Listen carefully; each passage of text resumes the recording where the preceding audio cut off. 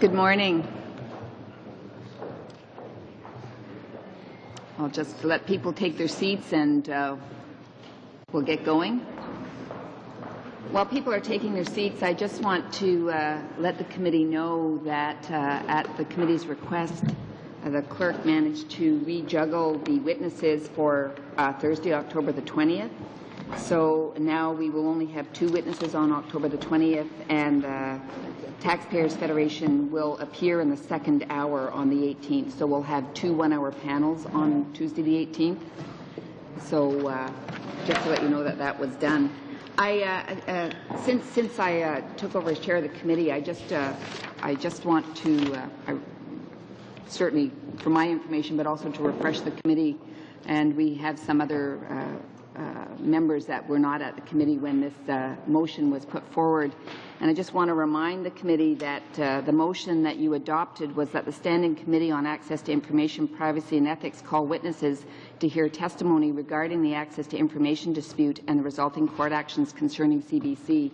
So I would ask the members to focus their remarks and their questions on the access to information aspect of CBC, and I will ask you to confine your remarks that way. And just for the witnesses' information, just to explain a little bit about the proceedings, you will have up to 10 minutes to present your brief, and then we will go to committee members for questions to the witnesses, and those questions, the first round will be 7 minutes, and we'll be alternating, and that 7 minutes includes the members' questions to you and your response. And I apologize, I will cut people off once that 7 minutes is up. So I'm going to go ahead. Mr. Bernstein or Ms. Denton?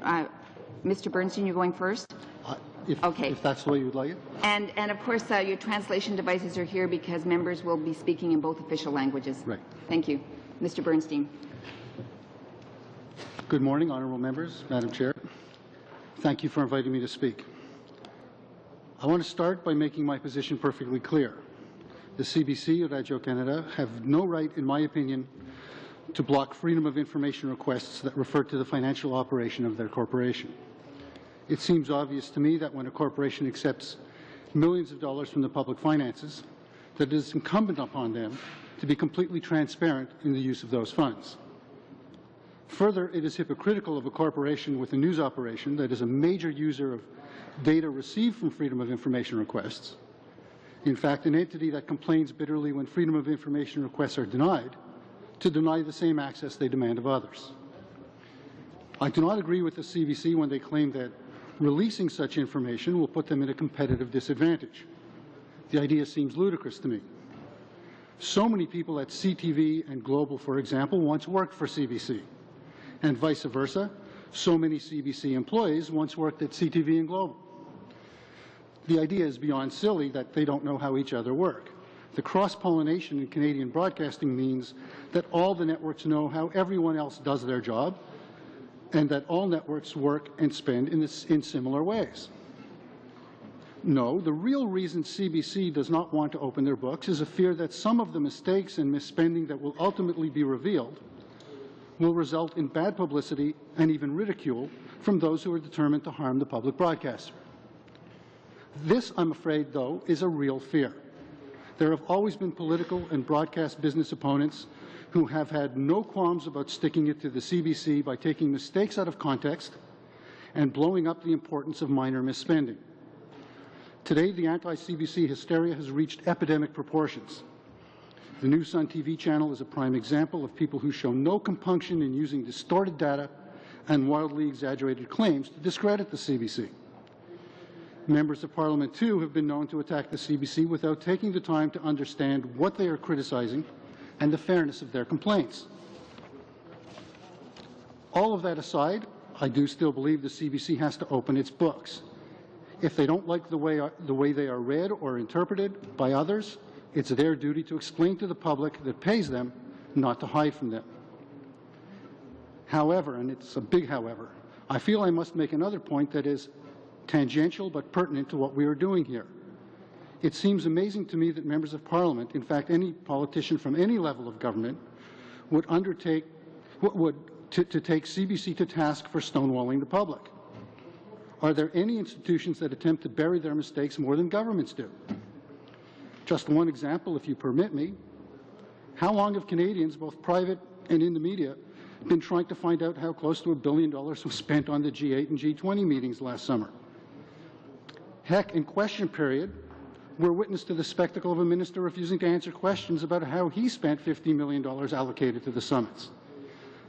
The CBC's hypocrisy is matched and raised every day by federal, provincial, regional, and urban governments.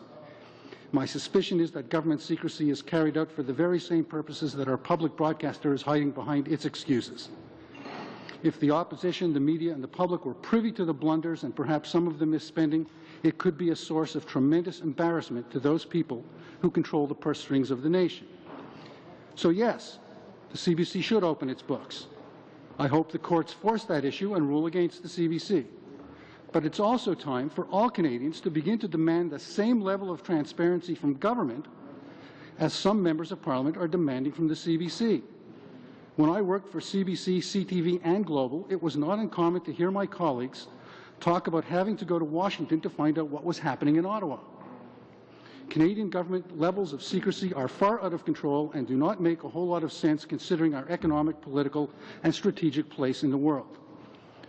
I believe one of the best ways to force the CBC and governments of Canada to clean up their acts is to have the public know where the waste and the misspending occurs. Once the people of Canada see the errors, it will force those in power to fix their mistakes or be punished with the loss of their jobs or worse. Most Canadians understand that in corporations as large as CBC and political entities as huge as federal, provincial, and urban governments, that mistakes and errors in judgment will be made.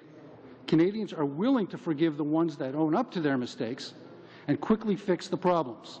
It's the cover-ups and the secrecy that inevitably turn a simple error into a scandal. So let me sum up.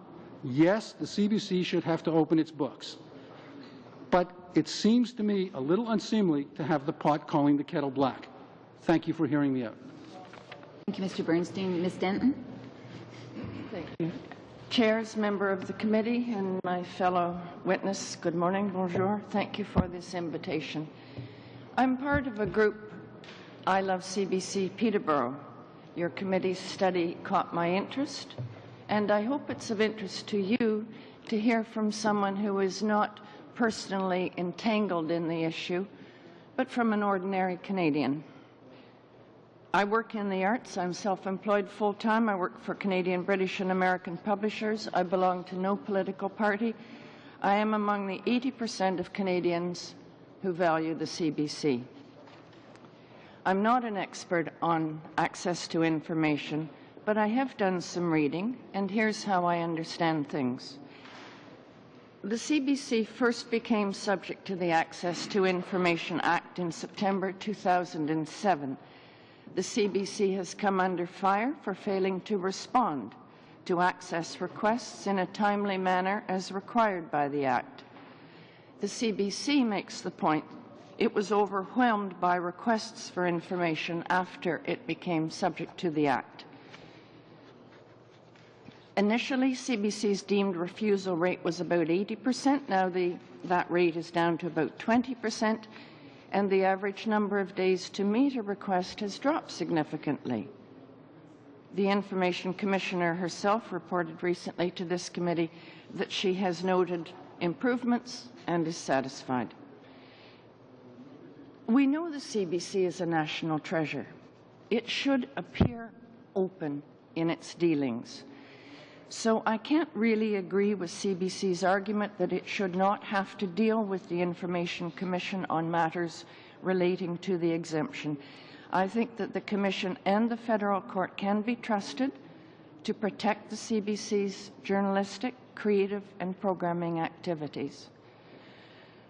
And an apparent lack of transparency is confusing.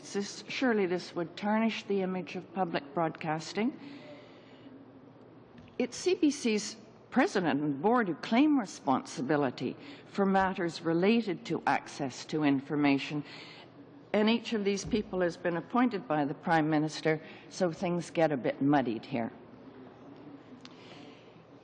It is pertinent that almost all the requests for information made to the CBC come from media companies under the control of Quebecor, a competitor to the CBC. We were warned by Dalton Kemp before he died. When you hear people talk about reducing the role of the CBC or selling off its assets, look closely at who's talking. It won't be a voice speaking for the people of Canada, but for the shareholders of another kind of corporation. I read about CBC costs, how much it costs taxpayers regularly in the Peterborough Examiner, which is a Sun Media publication, Quebecor. It's a constant drip, drip, drip of complaints about how much CBC, what is it? It's $34 a year per person each year. It's a bargain. So why are we here? Is it because the CBC seems less than transparent? Is it because of Quebecor's attacks on CBC, or because of some other agenda? My Member of Parliament, Mr. Del Mastro, has heard from many in his writing about the matter. It wasn't me, it wasn't anyone I know. If I or anyone I know was asked what's your main worry about the CBC, I would have to say, and I know they would say, CBC's future and the real intentions of the government. I do know how many people reached Mr. Del Mastro last winter about the CBC, and it's not pertinent here, I don't think, what provoked this, but people in Peterborough thought that the future of CBC was in danger, and the city exploded. There was a tremendous discussion on social media. There were petitions. These weren't online petitions or solicited questionnaires or straw votes. This was a spontaneous uprising, a grassroots movement from the Greater Peterborough region about the future of the CBC. And although I was certainly involved, I don't know all the petitions that went in. I know about the handwritten letters, the postcards, the stuff on paper. Some of the petitions I didn't. Let's say 9,000 people. Certainly I know 9,000 is a realistic figure. Spoke out on this issue. They spoke out to say this. They asked for assurance that CBC was valued by Mr. Harper's government, that funding would not be cut, and that the CBC had the resources and support needed to meet its mandate. The written material, thousands of it, asked for a response from the Prime Minister. There wasn't such a response, but we did hear from our Member of Parliament. He said before the election that funding for CBC would be maintained or increased by his government. That was a promise. And the Minister of Heritage made the same pledge the day after the election. So what's happened? I'm reading now that CBC may face a 10% cut, and some members of Parliament are calling for the elimination of CBC funding altogether. One related point, since CBC is under discussion, sometimes CBC sounds like the Toronto Broadcasting Corporation. You know, it'd be nice to have a CBC radio station in Peterborough. We have an area of 250,000. My point here is that each region has its own perspective on Canada, and it's been distressing to see CBC lose, primarily for financial reasons, their roots in communities across the country. To conclude, this committee can encourage the CBC leadership to not abuse its exemption under the Access to Information Act. This committee can recognize that CBC, our national broadcasting system, our voice, is under attack by private interests and corporate competitors. The bottom line here, what's really important is that the CBC flourish and be celebrated. So this committee can recommend in its reports that the Prime Minister and the government make a clear statement of support for the CBC, maintain or increase funding to the CBC. That's the promise, and that should be the end of the matter and a new beginning. Thank you. Thank you, Ms. Denton. We'll go to a 7-minute round, starting with Mr. Benskin. Thank you both for some very interesting presentations. I will ask my first question to Ms. Denton. You said that you've heard people or people have spoken to you, or you've spoken to people about the access to information issue regarding the CBC. I just want to ask you, in terms of competitiveness, in terms of programming, which these exemptions actually cover, would you say that it's reasonable to say that we do not want to make that public because it puts us it puts the CBC at a programming disadvantage in terms of making potential programs that they're thinking of, exposing those to their competitors? Would you think that would be a reasonable reason not to want to expose that?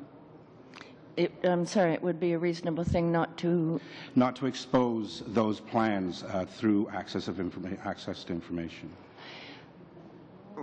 Right. Just a point of clarification. I have not heard people speak out on this issue. I have heard people speak by the thousands speak out on their concern for the future of the CBC. Okay. This issue, frankly, I don't think is on the top of anyone's list of priority out in the public. But then, you know, that's what I've heard.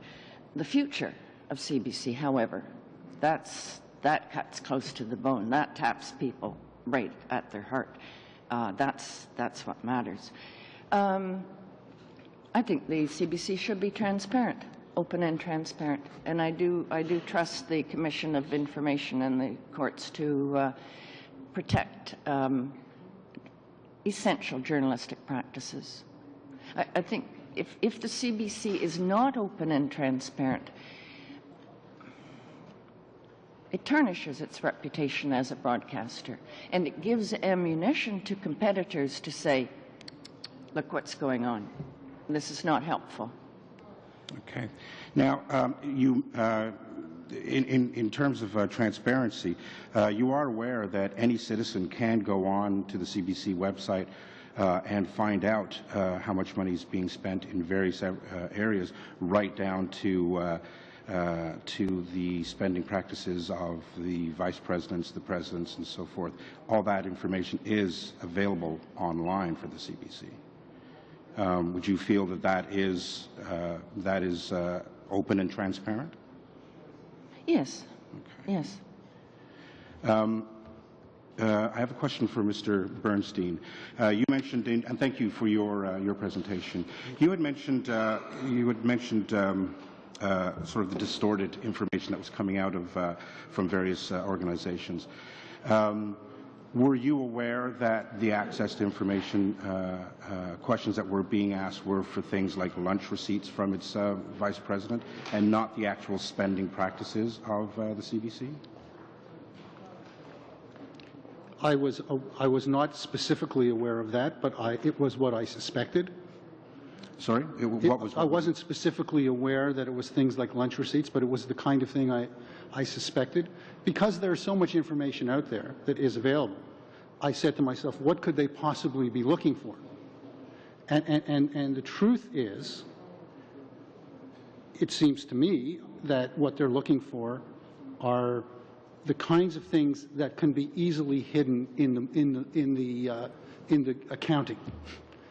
And the things that can be easily hidden in the accounting are monies that move around in ways that, I mean, I've been there, I've done it, frankly, I've moved money around myself that I thought was, you know, if someone else saw this, they wouldn't necessarily understand what I was doing. For instance, I'm overseas covering an event, and someone says you can only pay cash for something specific. So I pay cash and there's no receipt for that. And I have to come back and explain that to my bosses. I think if someone were to look at that without knowing exactly what happened and how it happened, they'd say, well, where did that money come from? Where did that money go? How come there's no receipt? I think this sort of thing happens all the time in news coverage. And I think there are all kinds of expenditures that would be very hard to explain. And I think it's those expenditures that are hard to explain where one could easily point fingers and say, you know, look what these guys were doing. They have no explanation for this. You know, I myself I had covered the war in Bosnia, and there were Croatian groups that claimed that the Serbian government paid for my trip over. All I could say was, no, it didn't happen, but it didn't stop a media frenzy from saying that my trip was paid for by the Croatian government, by the Serbian government. I apologize. I'm sorry. So, how would you feel about organizations using backdoor methods to get at for example, programming issues? See, once again, I think it would actually help the CBC to be clear about everything they do. I don't think it will actually hurt the CBC. I think even if Sun News finds out everything they can and starts pointing fingers, I think it's an opportunity for CBC to answer. But I'm speaking specifically of programming issues, proprietary issues, journalistic issues. We all, in North America, we do have the practice of making sure that the journalistic integrity of a news organization is held. How do you feel about somebody trying to use backdoor methods to get at that information? Once again, I have no problem because I think we all work the same way. I don't think CTV works in any different fashion than CBC does. I think we all use the same methods. Most of us have worked for more than one network. We don't change the way we work just because we change networks. It's not about the way you work, sir. It's about who you work with. I think that's important. Thank you. Do you have any questions? Sorry. No. Thank you, Mr. Menskin. Mr. Del Mastro. Thank you very much, Madam Chairman, and thank you to the witnesses for appearing this morning. I'll start with you, Mr. Bernstein. You said that the CBC fighting the Access to Information Commissioner in court right now makes him look hypocritical. And I'm not sure if everyone is aware of what this argument is about right now. The Access to Information Commissioner is seeking to have access to review documents that have been requested, and she would then determine whether those documents qualify under 68(1) for protection or whether they should be publicly released. You've indicated that you think that it's hypocritical for them to be able to come out and attack any other agency of the government or, in fact, the government itself if they're not prepared to release those documents. Do you share the fears? It seems to me that you're advocating even the next step, which would be to say, you know, here's everything we're doing. We're not even seeking the 68(1) protection. Here's everything we're doing. Look at it. We're not ashamed of it. We'll make mistakes, but here's how we're spending money. Would that be? That's absolutely right. I think that the more transparency there is, the better off they will be. There are practices going on within the CBC today. I've seen them myself that I don't agree with, and I think in many ways it's misspending and error prone. But I think it's hard for even the CBC to get a handle on that and to do something about it. But I think if it were public information, they would be forced to. And I think it would actually help the CBC to be able to deal with some of these internal problems. The CBC is a web of internal empires where everyone controls their own money, and it's really hard for people on the inside. It's hard for the president to tell other people what to do, to get them to do what they want, because there are so many separations in there, and there's so little general accounting. The accounting tends to be to your own unit, and so how you present the money you spend it's indecipherable by even the bosses.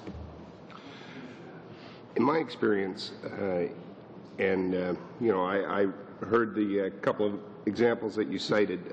For example, the G20, where we talked about the security expenses. Frankly, the government got beat up on that a little bit. Yeah. We came forward. We said, here's everywhere we spent money. It came in well over $300 million under the amount budgeted. Here's how we spent the money, and the story went away. Right? When the government came out and said, here's where we spent the money, There had been so many, frankly, rumors out there about misspending and abuse, but people looked at it, and the Auditor General came in and looked at it, and everybody looked at it and said, you know what, we think this is consistent with how you spend. And you might not want to host a G20. Maybe that's a question. I think it's a responsibility if you're going to belong, but the bottom line is, once the Auditor General looked at it and said, you know, I think that the spending is consistent, well, you know, it went away. And I think part of the issue is, and you said you believe the CBC must open its books. That's not an attack on the CBC, is it?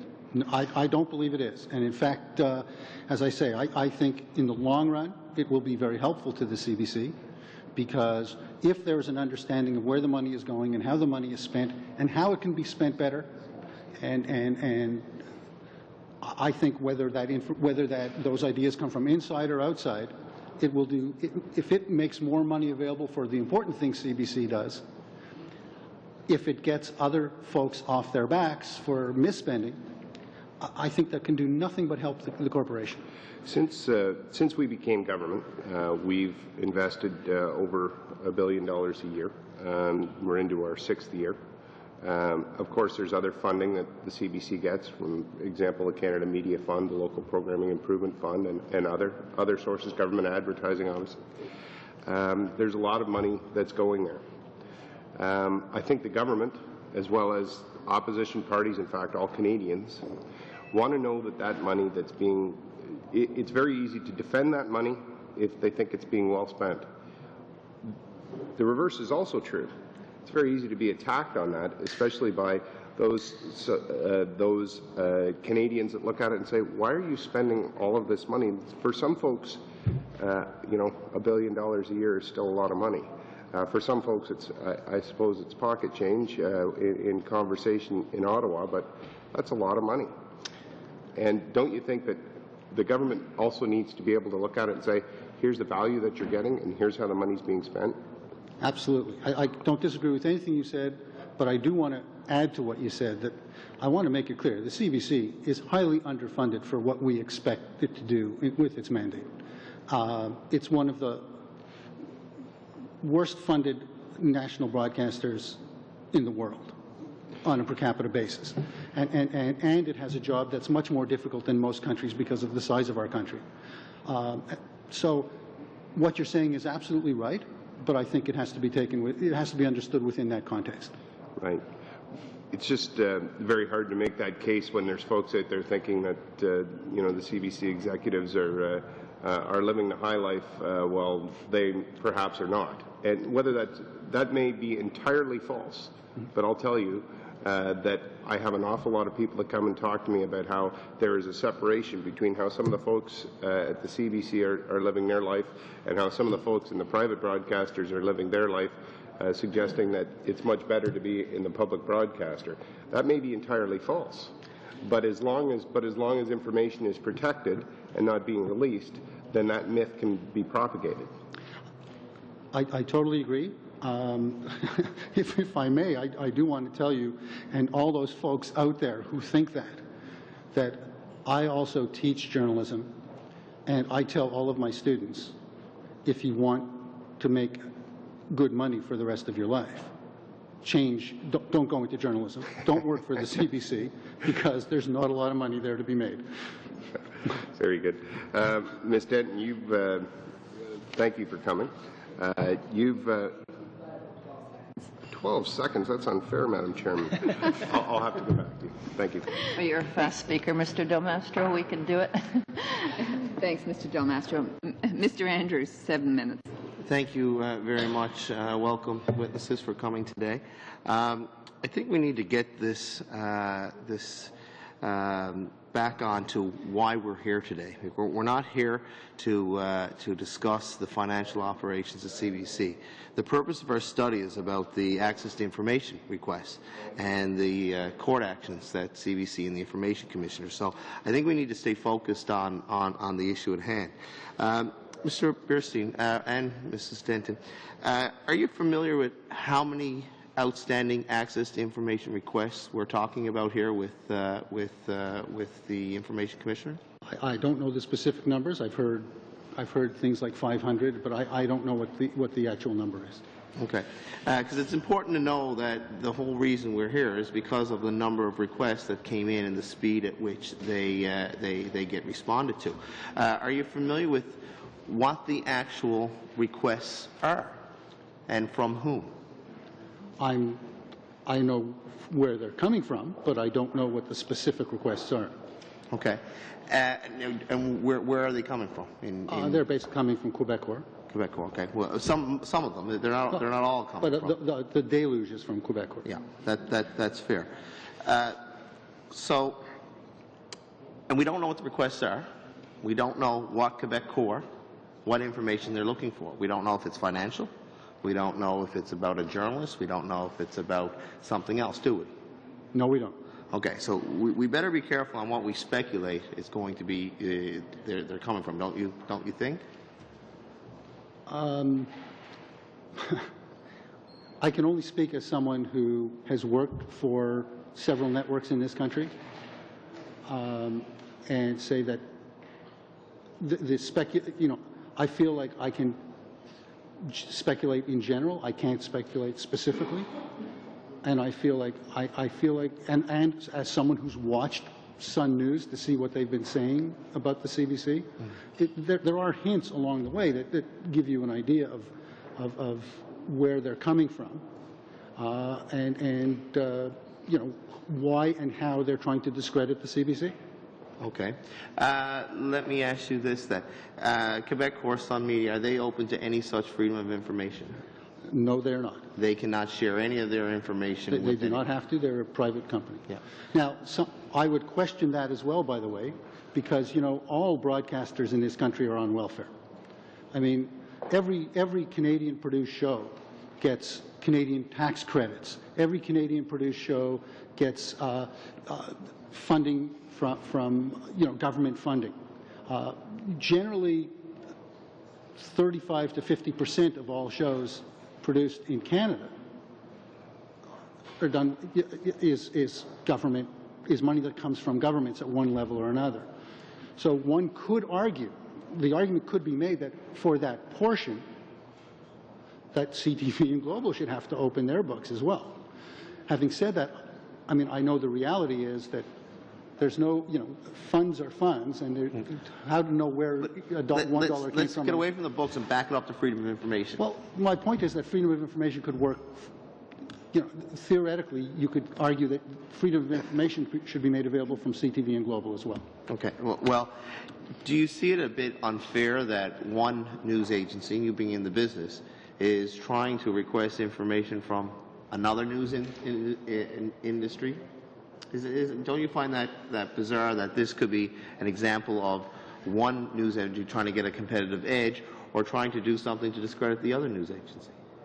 I don't think it's bizarre at all. I think it's normal business practice taken to its ends, taken to a fanatical end, but I think it's normal business practice. I suspect that Boeing and is trying to find information about how they build planes in Europe and vice versa. I'm sure Embraer... But they don't have access to a government freedom of information to do so. But I'm saying if they did, they would. I mean, I think that's... Does that make it right? It doesn't make it wrong either. I mean, competition is competition, and you do whatever you have to do. I think the business of business is business. But what's good for one person has got to be good for the other, though. The argument that's easy to make is that the other is not asking for $1 billion from the taxpayers. Well, now we're bringing it back. No, but how can you separate them?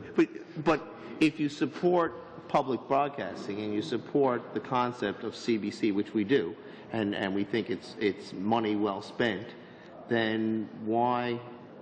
Like I find it very disturbing that we have two news agencies competing against each other, and both are not playing on the same playing field, and on both sides. And you could make the argument. I think what you're saying is it's unfair that CBC is getting public funding. I'm sure that's the argument that Sun TV would make, that Quebecor would make, that it's unfair that CBC gets the public funding, and they have to compete with them. So they go out of their way to do whatever they can to discredit CBC. And I don't think it's It's journalistic only in the sense that they're looking for information to use against the CBC in a journalistic fashion. It's not, but it's not about CBC's journalism. That's not. I don't think they care about CBC's journalism. You know, I mean, they might care that they might think that they're left of center, which, by the way, I have never believed. They might think that they're unfair to the government.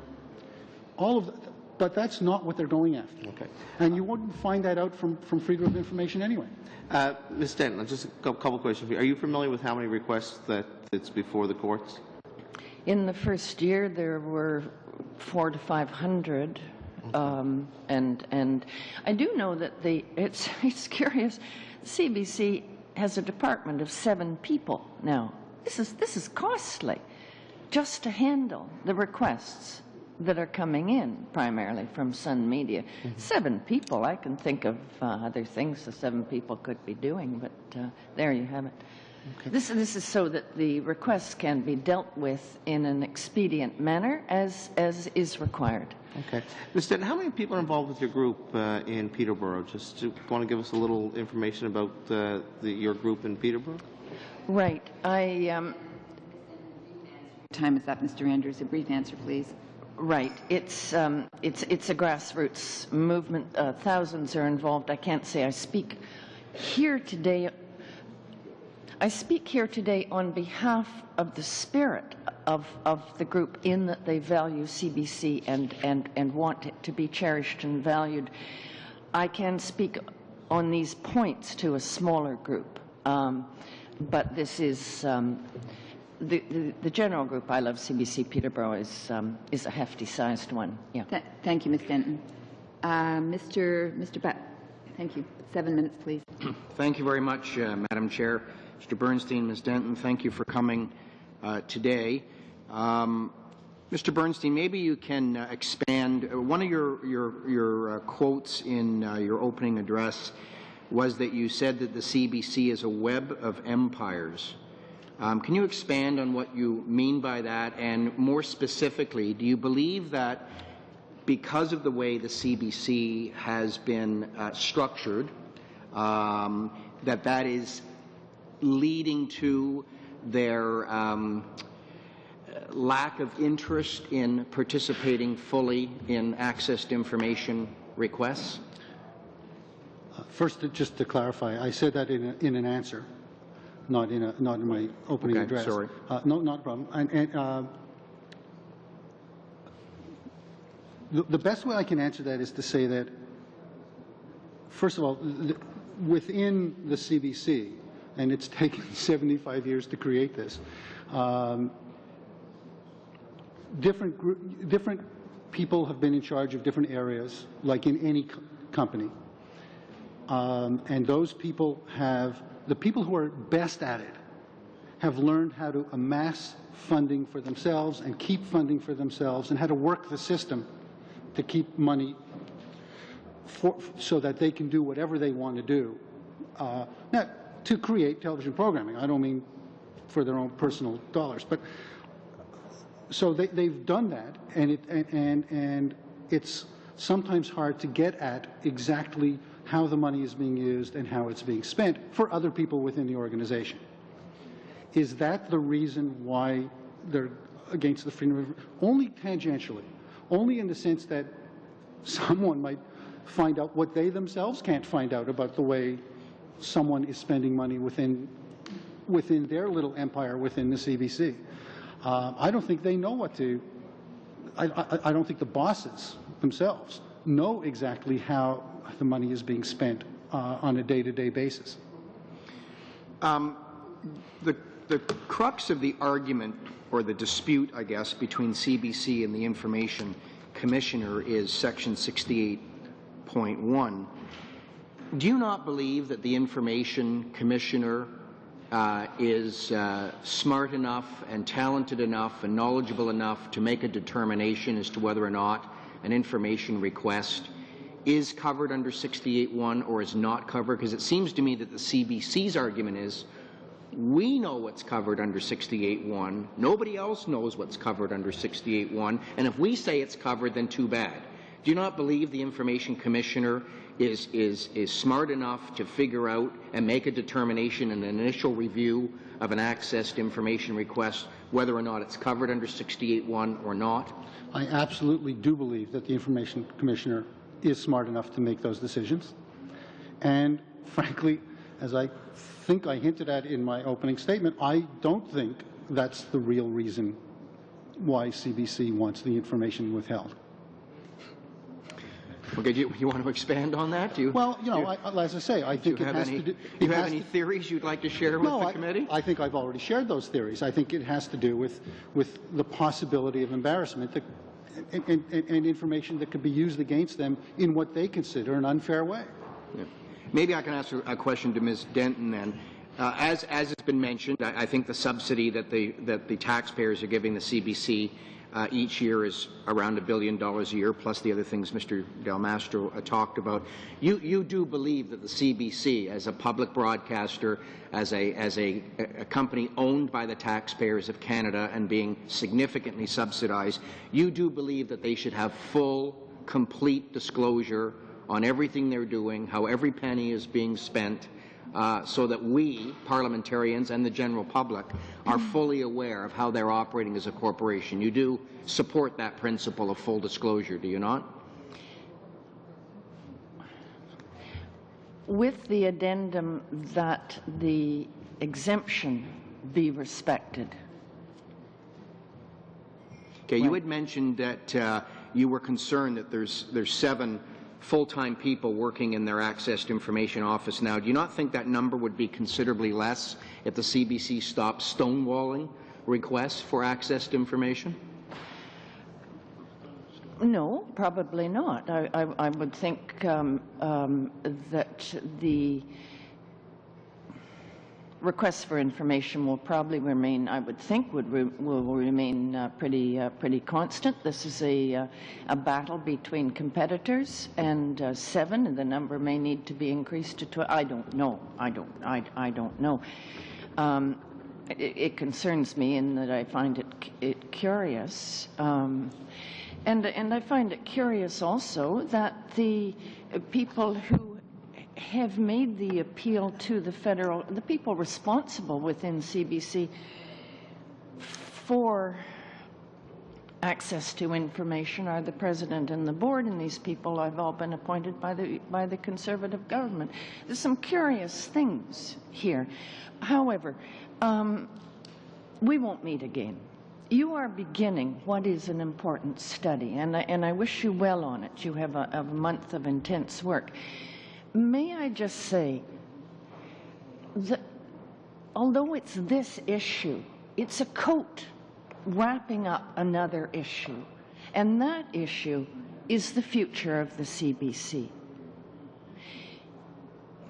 You can do away with something, or you can chip away at it on this front and on that front and on that front until what's left is not recognizable and is not valued by people, so why bother anyway?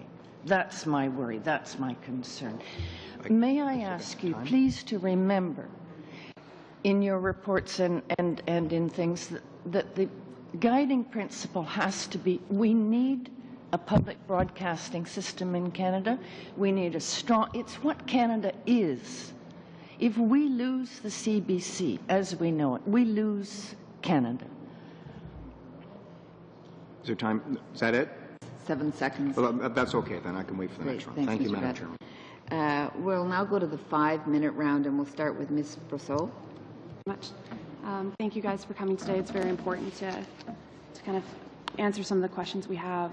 Mr. Howard Bernstein, I was just wondering, we're spending a lot of time on this issue, and do you think the government should spend equal time on opening up other issues concerning foreign affairs or national defense?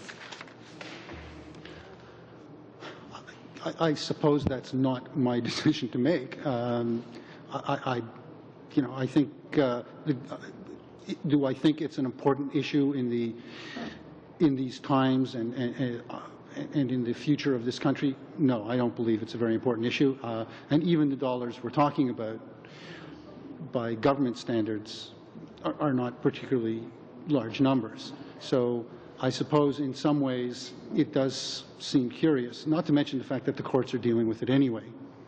So so the question becomes, why is the government dealing with it as well? Have you ever been to the CBC website under corporate reports and submissions? The financial statements are listed on the website from CBC. Yes, I have. And it's not detailed enough? What's the problem you have with the financial statements? Let me say this, that detailed no, it's not detailed enough, and it never will be. It can't be, not the way the system works. And even the powers that be within the CBC don't know where every dollar is going. Even the people who put those things on the website don't know where the dollars are going. Okay. Katie, you're from Peterborough, and you have Friends of CBC there. Are you aware that, are there any other groups across Canada that are supporting the CBC? Oh, yeah. Oh, yeah. 80% of Canadians 80%. Check into the CBC. We don't live without CBC. Yeah, it's fundamental. And in rural communities, is CBC important also? Sorry, I just want to, although Ms. Denton did include some information outside of access to information in her testimony, I just want to caution members to try to keep their focus on the access to information perspective. Thank you. Yeah. Okay.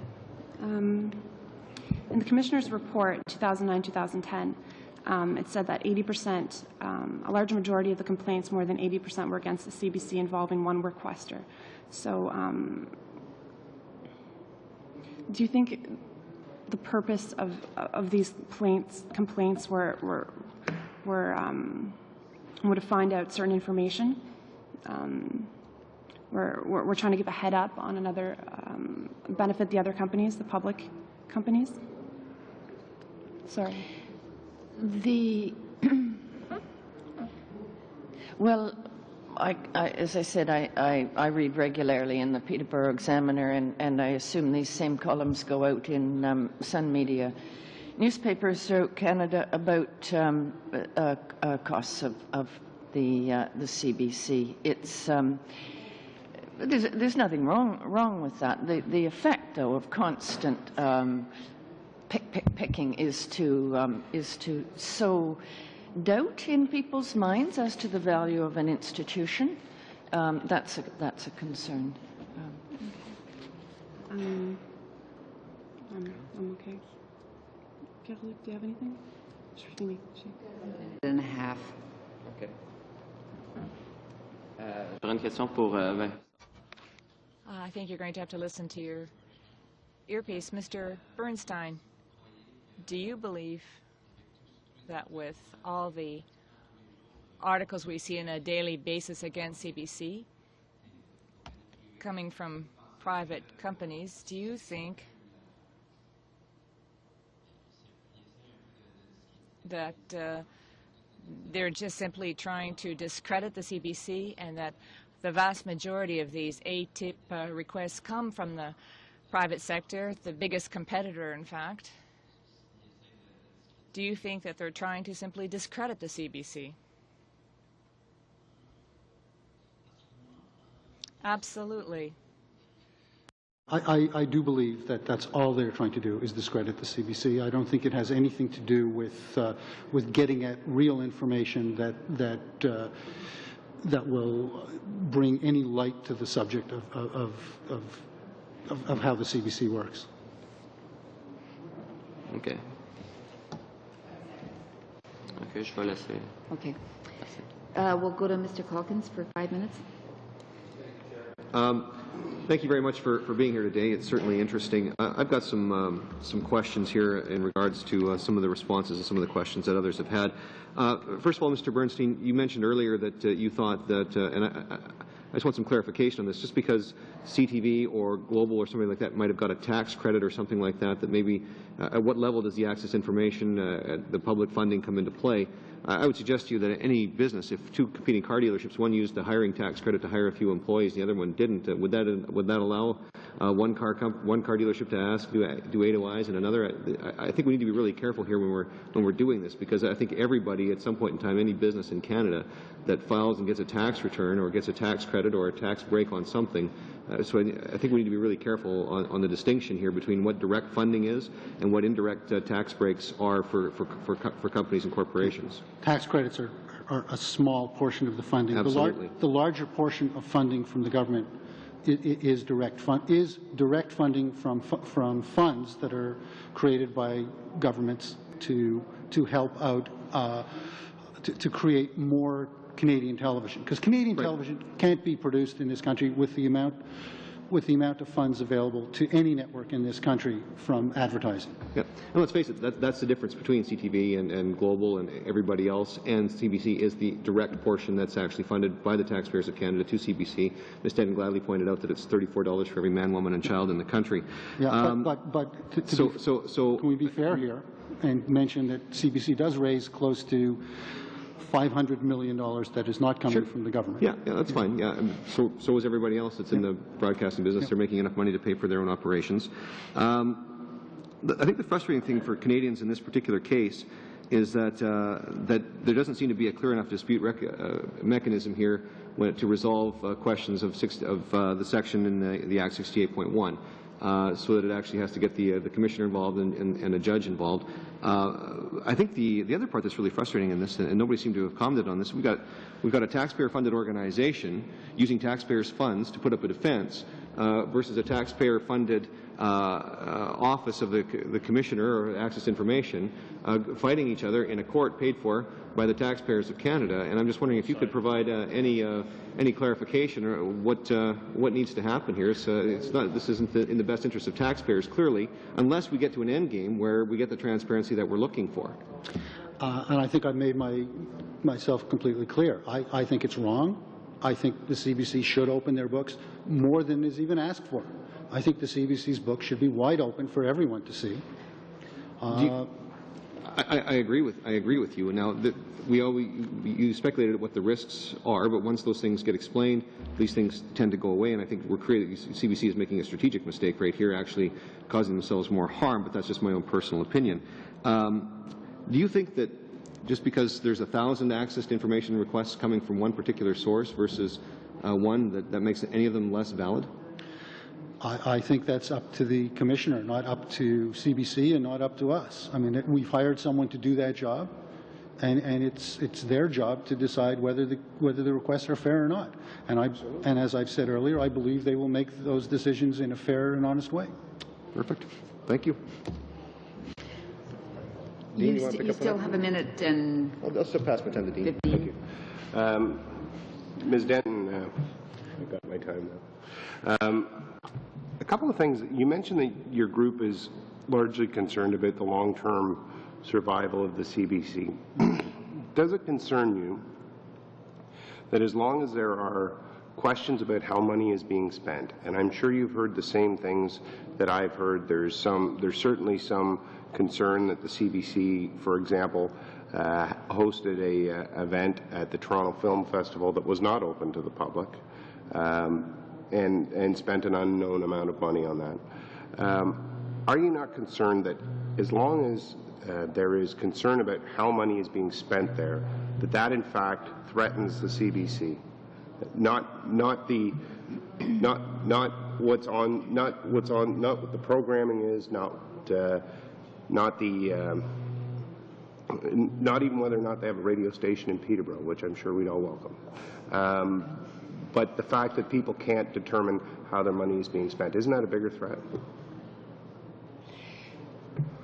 Yeah, it's tough out there, and people don't like to see money misspent anywhere, anytime. Your government knows this, and any government in power knows this. Sure, yeah, it concerns people, but you can't go to the movies for the family for $34. People do put it in perspective. This is it's a bargain. That's yeah. Okay. Great, thank you. I just wanted to clarify a point. I think Mr. Calkins raised it, that in the court, both sides are funded by taxpayers, both the Office of the Information Commissioner and CBC, so it's not just one side that's taxpayer funded in this dispute. So, okay, great. I just wanted to make sure that was clear. I think there was some confusion. And the court's paid for by the taxpayer too. By both sides, right. Good, thank you. Mr. Benskin, 5 minutes. Ms. Denton, I just ask your thoughts on how do you feel, or how would you feel about a private corporation using the bludgeon, for lack of a better way, of Canada's courts and access to information and taxpayer dollars to further its own private interests?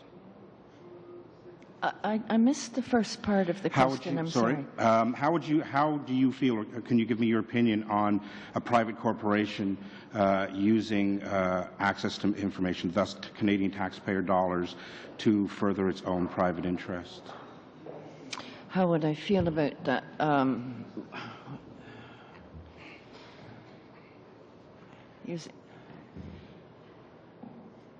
I don't know of that situation. You're saying that Sun Media uses taxpayers' dollars to? No, I'm saying that they are using the. Well, I'm suggesting that the private interests are using this process, the Access of Information Act, and causing the CBC to up its staff up to 7, fight in the courts, all on taxpayers' dollars, to further its own interests.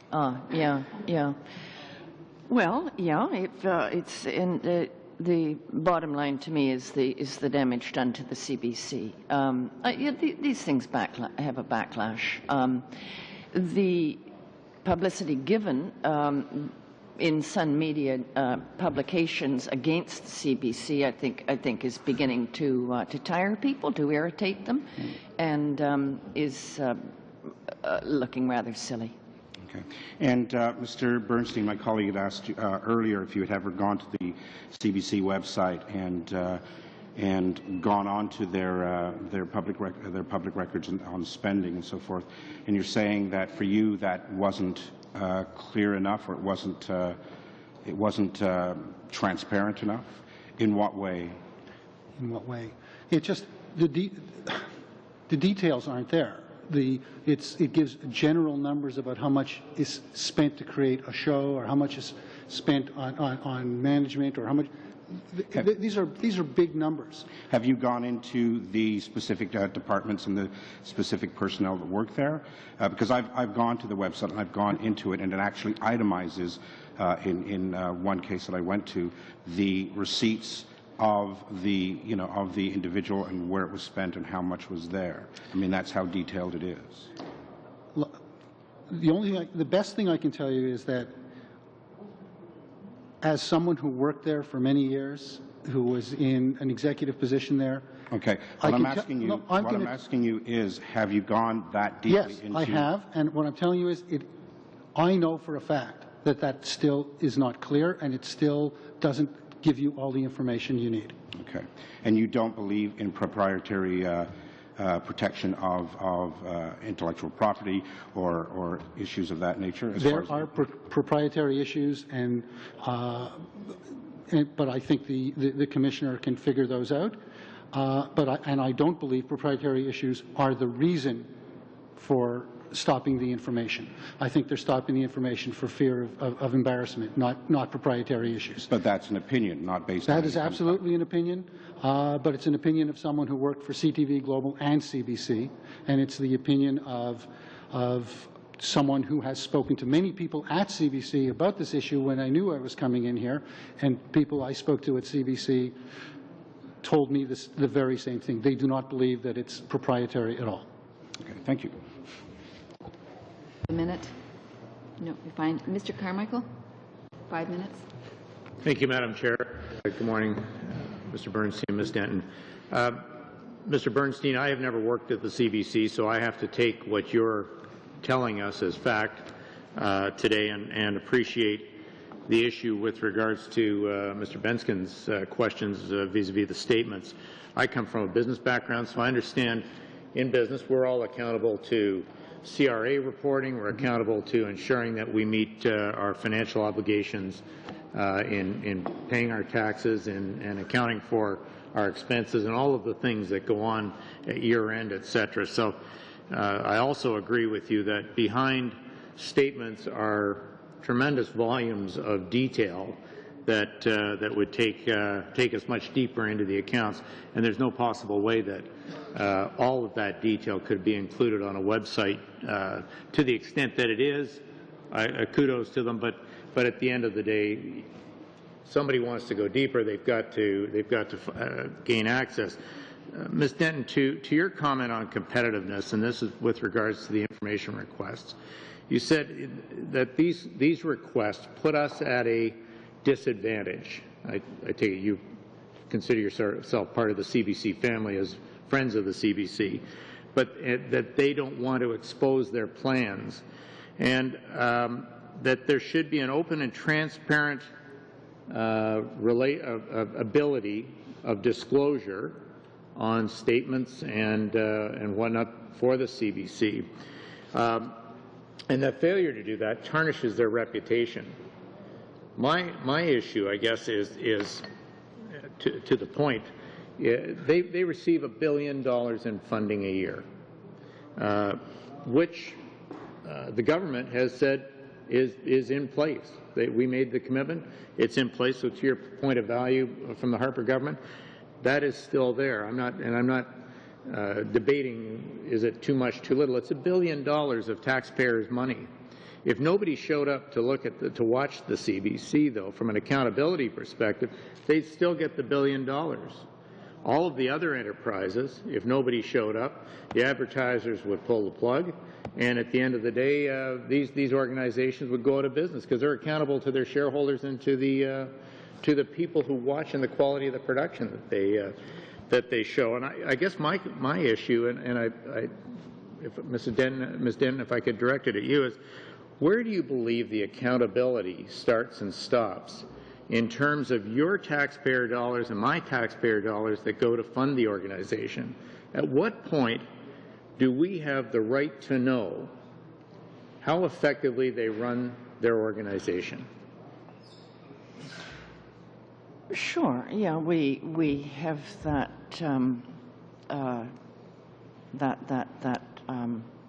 that right. I've left a wrong impression. I wasn't aware I had. I am not here on behalf of Friends of Canadian Broadcasting in any way. I'm here as an ordinary Canadian who's been concerned, who's been part of a large group. I love CBC Peterborough,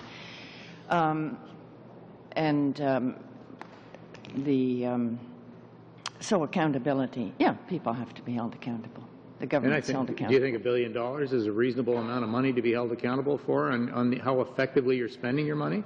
Yes, of course. Or whether the access to information should be allowed or should be something we put up a brick wall and fight, that nobody can gain access to that information?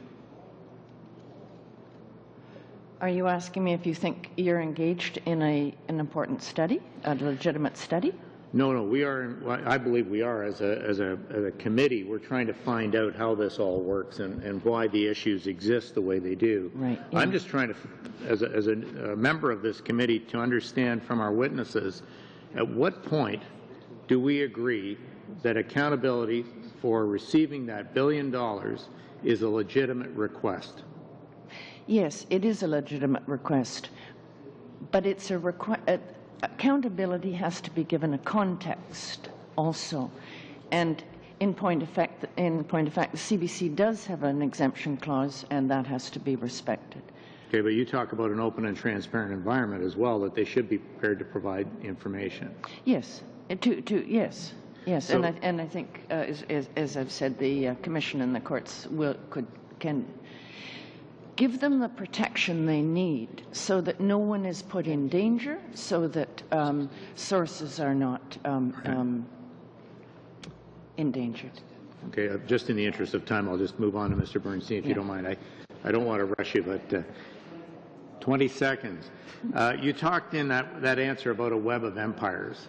How does leadership in any organization where you've got this, quote, web of empires manage your organization?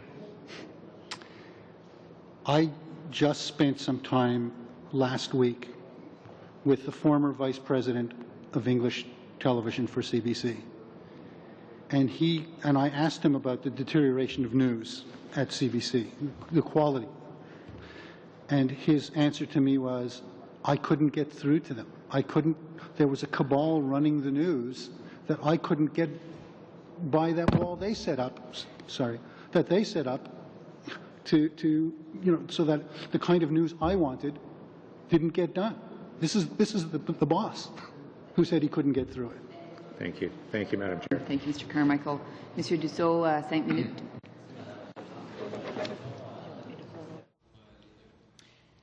My question is for both witnesses. In the Access to Information Act, there are some exemptions provided, allowing, for example, CBC to protect some information. We can draw a parallel with those who are in cabinet. They have access to documents that are protected by access to information. It's the Conservative government, therefore, or the Supreme Court, that goes to the Supreme Court to ensure that this information is protected and excluded under the Act. Do you think that with the CBC we should also open that, like the CBC, the government should open all its books so that we can take a look at them?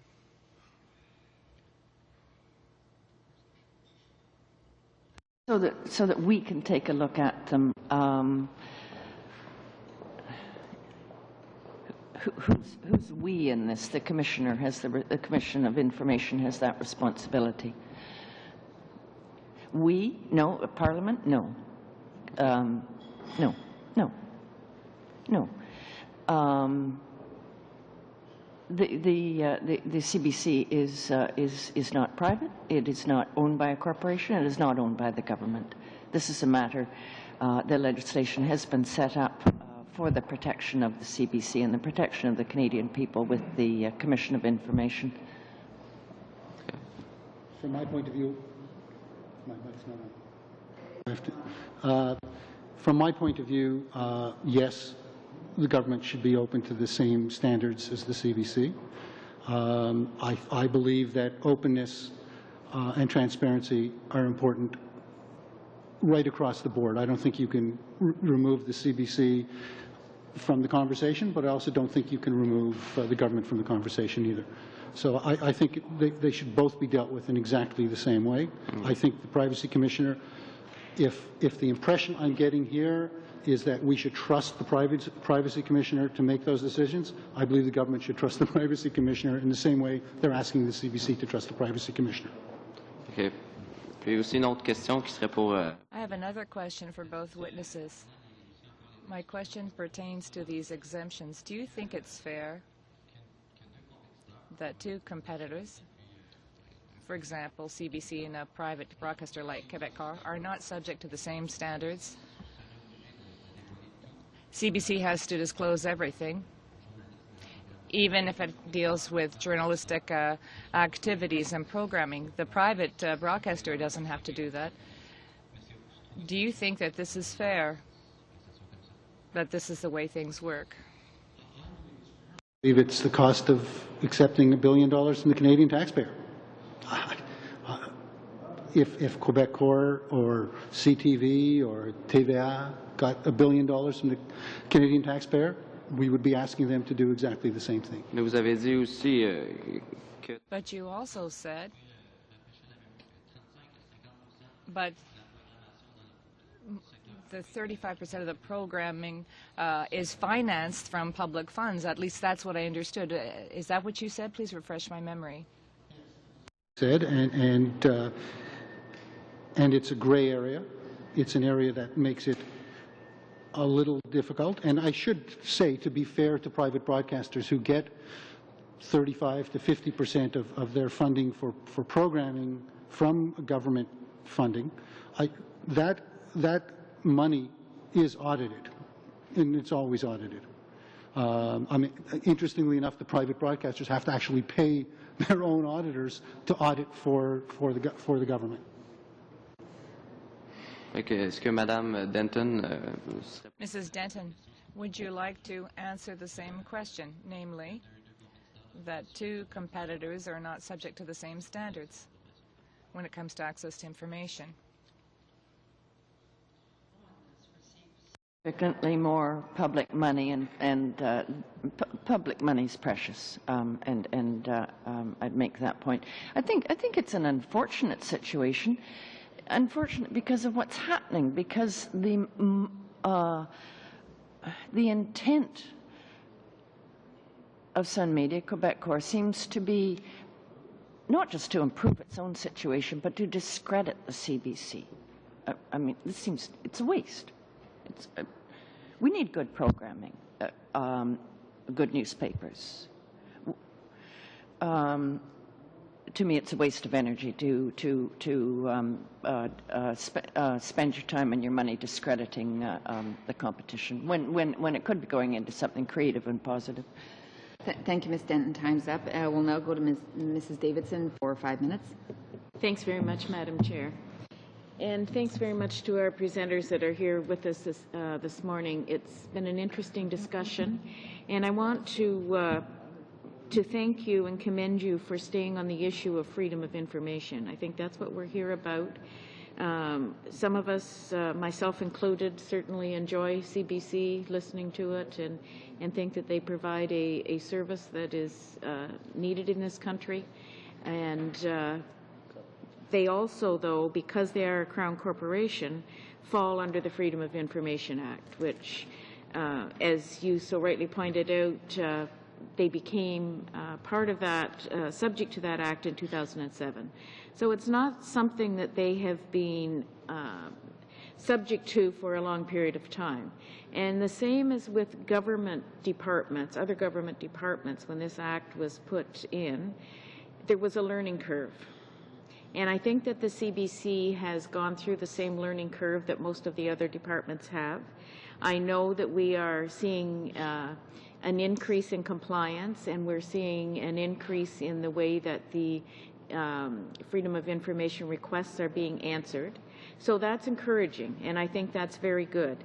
But the thing that I find disturbing is the very fact that the person who is responsible for freedom of information, our commissioner, has been deemed by CBC not to be capable of determining whether or not they are certain things are subject to the 68.1.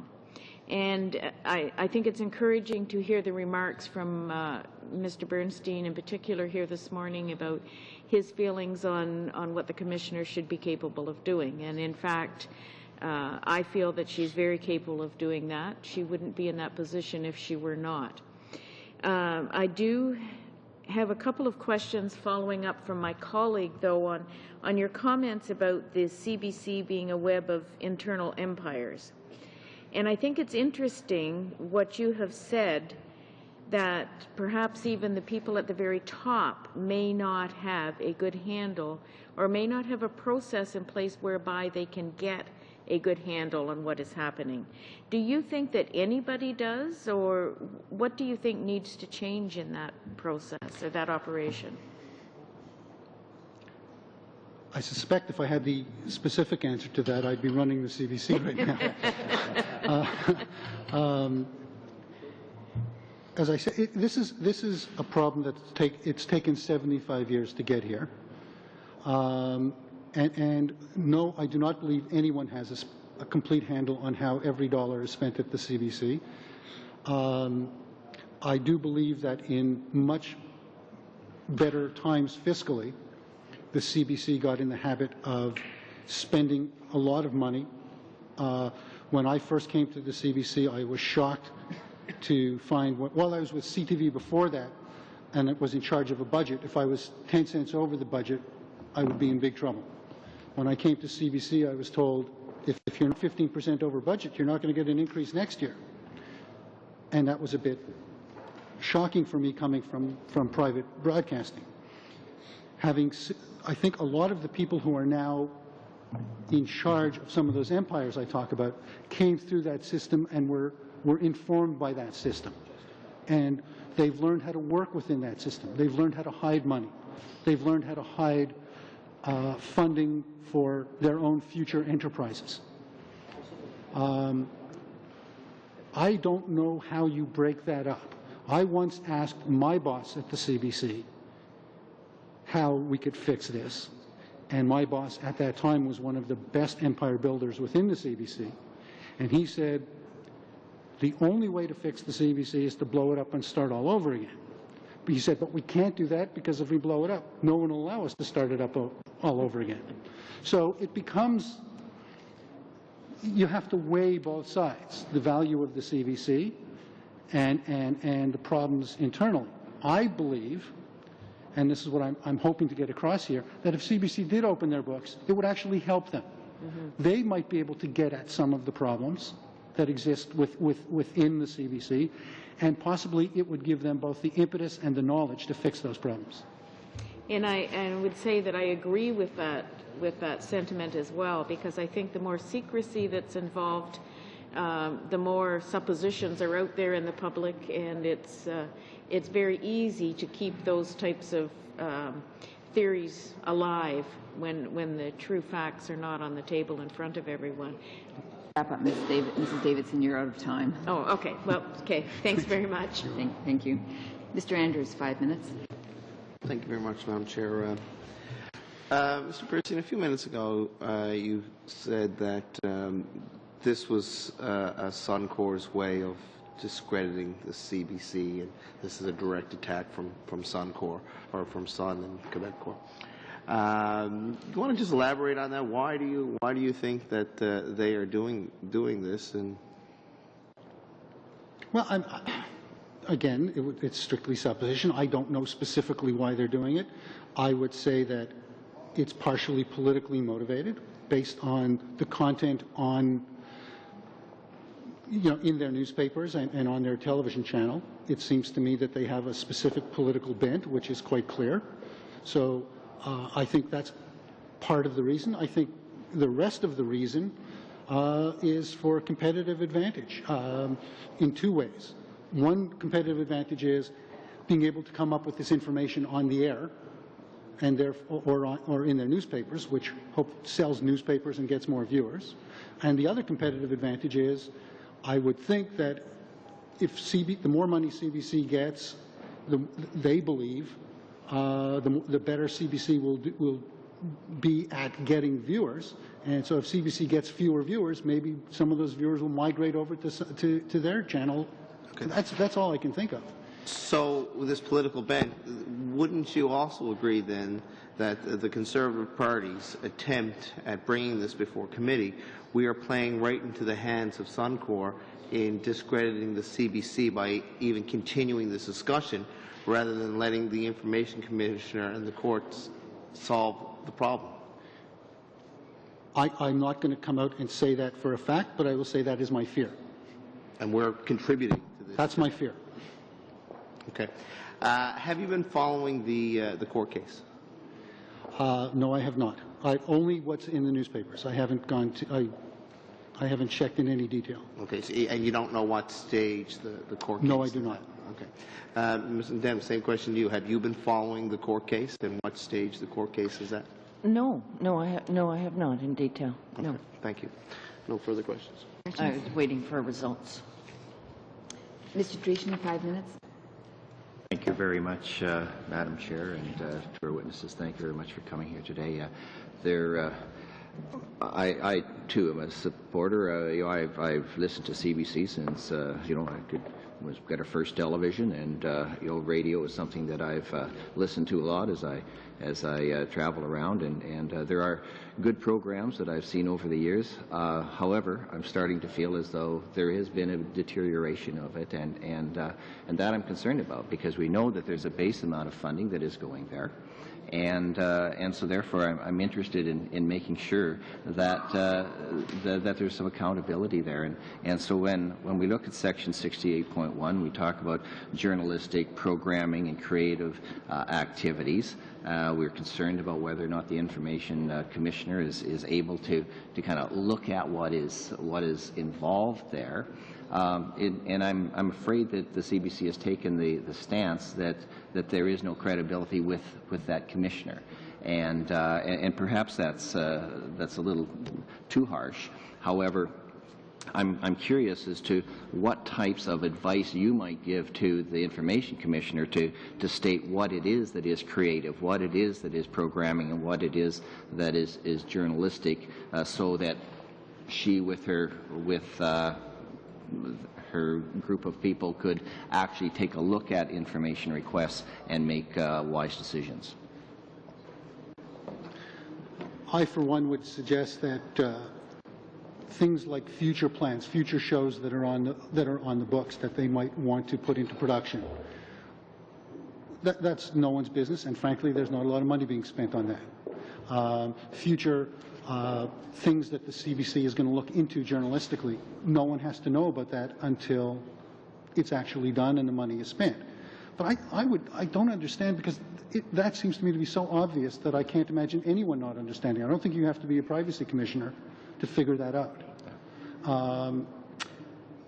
That's one of the reasons why I don't believe that's what the CBC is all about. Now, what I would add, though, is that everyone within broadcasting does believe, including myself, that it doesn't work the same as all other businesses, and sometimes it's very hard for others to understand. So if I was with the CBC, I would say, look, I'm going to open this up to you, but I need time to explain these things to you. And as long as the time to explain is given, I don't see what the problem is. The second point that you had mentioned, you talked about the empires that you saw growing. Yeah. And my concern is, as one empire grows, you starve out other parts of the operation. And perhaps these are the ones, because we take a look at the type of viewership that we have, we see that is dropping drastically. So obviously what it is that they're doing right now isn't working. So when you put that kind of pressure on, sorry. Get back to the access to information, please, for relevance. Okay. I'm sorry, Madam Chair. So when I see the concept of the empires, and therefore wanting to know what that information is going to be, and when people are asking about why the money is put into certain sectors but not into others, that maybe there's an opportunity for them to be looking at some of these minor empires, or perhaps where there aren't any empires, and find people that are saying, hey, I care enough about this job that I have that I am going to go and try and improve it, so that we can do something about increasing the viewership and so on. I have no disagreement. I think that is the case. One of the things, having met with the former head of CBC English last week, that he pointed out was the empire of the national news, which has, since 1985, done their darndest to take money away from local news. And local news has suffered to the point, in 1985, CBC actually had more viewers for local news coast to coast than they had for the national news. Today, the numbers for local news are almost non-existent. I mean, very few people at CBC watch local news. The money for local news disappeared, and it was the national news that took all that. Those are the kinds of things that happen. So what you're describing, yes, it does happen. You've got 5 seconds. Thank you very much for coming. Thanks, Mr. Dreeshen. Mr. Benskin for 5 minutes. Mr. Bernstein, you were talking about earlier about the fact that you believe that any organization within the government should be subject to access of information, and should trust the Information Commissioner to judge whether or not these things are actually exempt, or certain things are exempt. I mean, are you aware that there are court cases pending in terms where the government is challenging the Commissioner of Access to Information? Yes, I am. And how do you feel about that? I feel exactly the same way as I feel about the CBC. All right.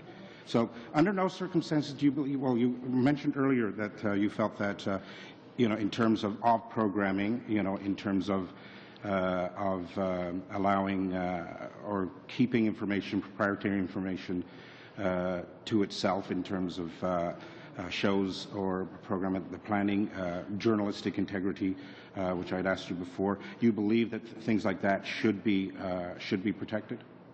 Yes, of course. Okay, so that's exactly what 68.1 does. Absolutely. So, so to challenge that, or to be able to challenge that and say we believe this falls into that category, you feel is a legitimate legitimate endeavor? I believe it can be. Do I believe it is in this case? No. Okay, but that's before the courts right now to decide. That's true. Yes. That's not, again, luckily for CBC, it's not my decision. Thank you. Mr. Bensky, are you finished? I'm finished, yes. Monsieur Dussault. I have a question. If the excluded documents were available to the Information Commissioner, do you think that the question put by my colleague that the Information Commissioner would have adequate expertise to rule whether or not the documents in question could in fact harm the CBC with respect to its competitors? Do you think that CBC is in the best position to know which documents that could in fact harm them? Documents go to the Freedom of Information Commissioner, and the CBC has adequate ability to explain that information beforehand. I don't see why the Freedom of Information Commissioner can't make a proper decision. Okay. Thank you. Finished? 2 minutes left. No? Mr. Del Mastro. Thank you, Madam Chairman. There's been a couple of statements made by members that I just seek to correct. The first of which is the current state of the court process, just for members, witnesses and members, is that the CBC and the Access to Information Commissioner went to court. Justice Boivin ruled in favor of the Access to Information Commissioner. And the CBC has since appealed that, and that appeal will be heard on October 18th. The question is, having already gone to court and funded both sides of this case, should we continue to throw millions of dollars into government agency fighting arm of government, or should the CBC be complying and allowing the Access to Information Commissioner to determine what is subject to 68.1 and what is not? That's where things are at. The CBC has gone to court and lost on this. I think that's an imperative to understand. I think the other thing that's, and there's been a number of statements made saying private broadcasters aren't subject to revealing profit and loss, financial data. They're not subject to it. That's absolutely false. Welcome to Canada, where we have the CRTC, where private broadcasters do, in fact, make submissions. And in today's vertically integrated world, Quebecor is much more than just a competitor. They're also a contributor to the CBC. Because under the rules in Canadian broadcasting, they are contributing as a BDU, as a vertically integrated company here in Canada. The CRTC is taking money from Quebecor, and they're giving it directly to the CBC. And I think it's reasonable, especially in a world where the CBC has, for example, on the fee-for-carriage argument, gone in and indicated that they believe that they should be receiving additional payment from the cable companies for their signal. CRTC disagreed with them on that, but that was the CBC's position. The CBC will go in and argue for additional money from the Local Programming Improvement Fund. I do think that there is more than simply a matter of, a competitive position, or even their position saying they're defending taxpayers. They're actually a contributor. Do you think that's is that well understood, Mr. Bernstein, the way that the Broadcast Act is written in Canada, and the way that, that broadcasters in this country, frankly, all of them receive government money? Absolutely. All of them do. Yeah. Absolutely. And as you point out, the CRA does exist, and all corporations have to deal with them. And as I said, whenever you take money from the government for a program, those programs are audited, and those audits do go to the government. So plus the fact that, yes, everyone helps pay for the CBC, and frankly, the people at Quebecor, even through their taxes, are helping to pay for the CBC. Having said that, that also speaks to, besides competitive advantage, that does speak, and we can't forget this, to the fact that I don't know how much Quebecor resents that portion of their funding going to CBC, and how much discrediting CBC they believe might cut back on the amount of money that they have to spend on CBC. Right. If you review the Broadcasting Act, though, nowhere in there does it say that the CBC is to have a dominant position in the market. They're going to receive their funding and so forth by fulfilling their mandate, not by competing head-on, and they are the only public broadcaster. So I'm always sensitive when I hear the term competitor being used, because I suppose, but at the same time, they may be competing, but at the same time, they're not competing on an even playing field. No, they're not competing on an even playing field. But I'm going to go back a step. There's nothing wrong with competition, and I don't want to give the impression that there's anything wrong with competition. Competition is a good thing. It makes the CBC better. It makes Quebecor better. It makes CTV and Global better.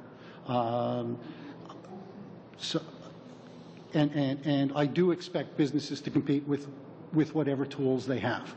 So I don't believe the answer to this is to say Quebecor is trying to hurt CBC. I think the answer is to say CBC should come clean and say, look, this is what we're doing, and I think if there are things that Quebecor is getting wrong, we'll pull the rug out from under what they're saying.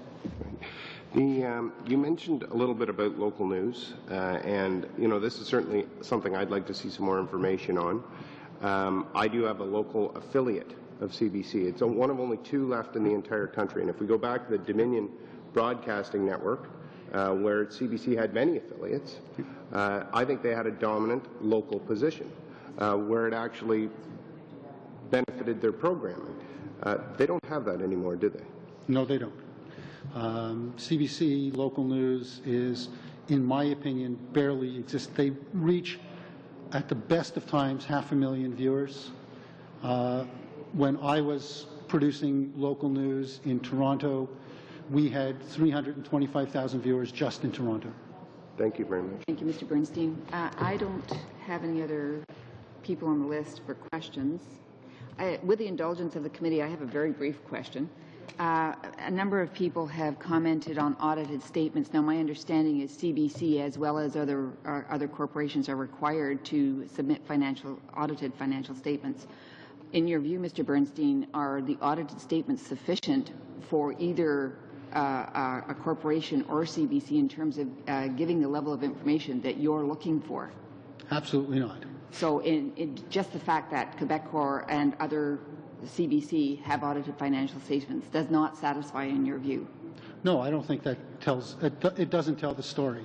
As Mr. Carmichael said, everyone who is part of business knows that there's a whole lot of things you can hide within an audited statement. Great. Thank you, Mr. Bernstein. Seeing no other questions, I just have a brief reminder. First of all, I want to thank the witnesses very much for coming and staying on topic. And I also just want to remind the committee that we have that meeting at noon with the International Information Commissioners in the Commonwealth Room, room 238S. And seeing no further business, this meeting is adjourned.